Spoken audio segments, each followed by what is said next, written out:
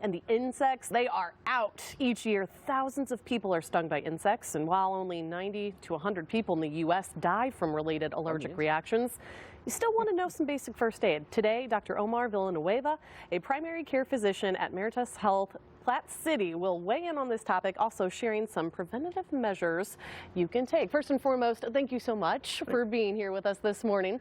Let's first talk about what stinging insects that we really need to be on the lookout for. Sure. So thanks for having me.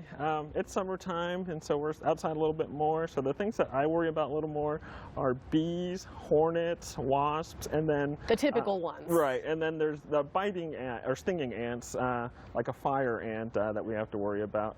Most of the time, these are going to cause just a little local reaction, but because these sting, they insert venom, and that can cause a more severe systemic reaction. And sometimes when you have little kids outside, you really don't know what kind of reactions that they could potentially have. So what do you do in the case of a child being stung? Sure. So the first thing is, if there's still a stinger there, you want to get it out.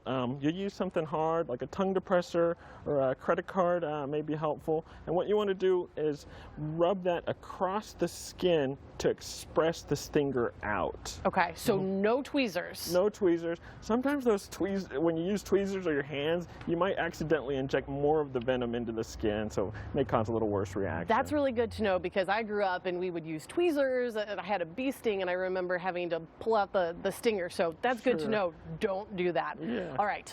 Most insects, their stings are going to be harmless for the most part, but some can cause a severe allergic reaction. In those cases, what do you need to look for specifically, and when do you need to seek help? Sure. So what we really worry about is a systemic or anaphylactic reaction. So you'll notice coughing, you might have some wheezing, your heart could start racing, or unusual would be stomach cramping or vomiting. It can get pretty bad. Some people, may lose consciousness from this. So we've got some preventative things. People that have allergies typically will know something like this if they're a severe allergy. So you can use an EpiPen. It's a device that will stop a severe allergic reaction. Okay. So we discussed what to do after being stung by an insect, but how do you reduce the likelihood of even being stung to begin with? So it's like most of the times we're outside, you want to use a little insect repellent.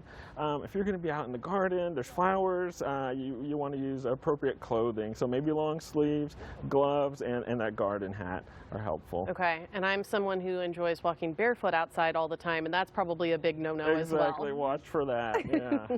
Also, Dr. Villanueva, thank you so much for joining us today. Thanks for having me. Appreciate it.